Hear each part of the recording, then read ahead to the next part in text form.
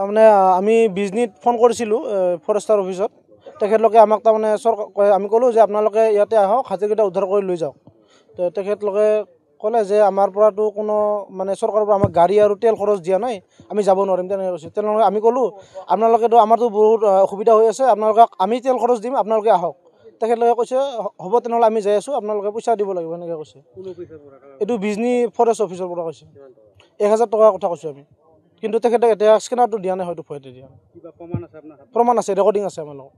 daily আহি ঘৰ ভাঙি আছে কিন্তু আৰু ইয়াতে যিমান ঘৰ ভাঙিছে বৰপথাৰ অঞ্চলত এতিয়া মানে তেওঁলোকক আমি কাগজ পাতি জমা দিছোঁ যদিও আজিলৈকে 1 টকা পোৱা নাই সেইটো আমি আজি পানবাৰী ৰেঞ্জাৰ ছাৰৰ লগত অৱগত কৰাইছোঁ বস্তু দেখাইছোঁ তেখেতে চাইছে আজি এতিয়া তেওঁলোকে কৈছে যে নতুনকৈ কাগজ জমা দিব দিছে আৰু কি হয় এইটো আৰু এনেকুৱাই হৈছে আৰু এতিয়া তাৰমানে আমিতো পানবাৰীখিনিতো আহিছে তেখেতলোকেতো আৰু এনেই মানে থিয় হৈ আছে আৰু যিটো ক'লে যে এওঁলোকৰ বোলে এইটো ডিউটি এৰিয়া নপৰে তেওঁ ক'লে যে বিজনীৰ পৰা আহিব লাগিব বিজনীত কল কৰিলোঁ তেওঁলোকে ক'লে যে আমাৰ চৰকাৰে গাড়ী দিয়া নাই তেল খৰচ দিয়া নাই আমি কেনেকৈ যাম এনেকৈ কৈছে আৰু কি তথাপিও আমি কৈছোঁ যে আমি নিজে হ'লেও তেল খৰচ দি কিনে আমাক হাতীকেইটা লৈ যাওক আমি পইচাটো দিম এনেকৈ কৈছোঁ ডেইলি আহে মানে ৰাতি 6টা 7টা বাজিলে মানে ওলাই আৰু সদায় সদায় আহে 3টা 4টা ডেইলি মানে মোটামুটি 10টামান হাতী আহে চব চাইডত আহে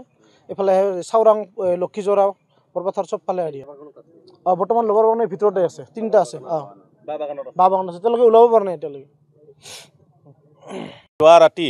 বা ৰাতিপুৱা সময়ত আমাৰ 4টা বজাৰ এইটো বাগানতে আমাৰ হাতী আহি উৎপাত কৰিছে আমি 4টা আছিল হাতীটো আমি 4টাৰ মাজত এটা ওলাই দিব পাৰিছোঁ তাৰপিছত আমি ফৰেষ্টত জনাইছিলোঁ 4টা বজাতে তেখেতে আহাতে মোটামুটি 9টামান বাজি গৈছে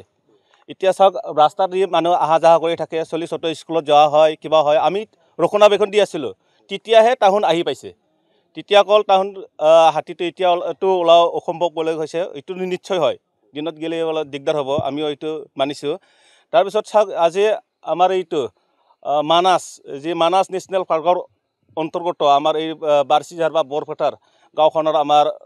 দৈনিকে হাতী মানুহৰ উপদ্ৰৱ হয় কাৰোবাৰ ঘৰ ভাঙায় কাৰোবাৰ মানুহকো মাৰি যায় কাৰোবাক বোলে কিবা কৰি যায় হাতী খাব আহে কিবা খাব আহে তাৰপিছত এতিয়া ডিপাৰ্টমেণ্টে এইটো তদন্ত লোৱা নাই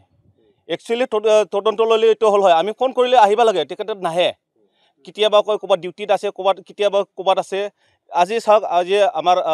নৰ্মেলত বোলে তাহাৰ ডিউটি নৰ্মেলত হৈ পেলাই হাতী কেতিয়া ডিউটি নৰ্মেলত ফোন কৰিছিলে আমাৰ ভাইটিক কৈছে আমাৰ চৰকাৰে পইচা দিয়া নাই বুলি আমাক তেল কৰাবৰ কাৰণে পইচা চৰকাৰে দিয়া নাই বুলি কৈছে আমি যাব নোৱাৰোঁ লৈ গৈছে গাড়ী নাই বুলি কৈ দিছে চৰকাৰে পইচা দিছে নে দিয়া নাই আমিতো নাজানো চৰকাৰেতো পইচা দিবই লাগিব এইটো মানুহ আমাৰ পাব্লিকক প্ৰটেকশ্যন দিব লাগিব আমাৰ ৰাইজক প্ৰটেকশ্যন দিব লাগিব চাওক আজি আমাৰ ইয়াতে ওচৰতে আমাৰ মানাসত যোনটো MCLA জিতি গৈছে আমি জিতাই দিছোঁ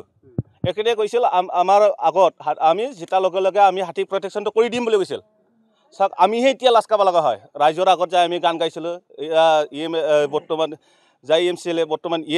ইয়ে কৈছিল আমি প্ৰটেকশ্যন কৰি দিম বুলি কৈছে এতিয়া ছাৰ আমিয়ে কৈছিলোঁ এইটো মোক জিতিলে এনেকৈ কৰিব বুলি আমি ভোট খুজিব গৈছিলোঁ এতিয়া চাওক আমি লাজ খাব লগা হ'ল চাওক এটা খুজিছে বুলি কৈছে ভাইটিৰ লগত ৰেকৰ্ডিং আছে 1000 টকা দিম বুলি কৈছিলে তেলৰ বাবদ আপোনালোকে 1000 দিম বুলি কৈছিল ডিপাৰ্টমেণ্টক এখেতে পৰা স্কেনাৰ খুজিছিল স্কেনাৰটো দিয়া হোৱা নাই এখেতে দিয়া নাই ভয় কৰিছে নেকি পিছত এতিয়া চাওক ৰেকৰ্ডটো দি এইটো ফটেজটো ইয়াৰ লগত আছে হাতীকেইটা এইখিনিত আছে চাইডত 3টা আছে বৰ্তমান এটা ওলাই গৈছে এটা আমি ওলাই দিছোঁ ৰাতিতে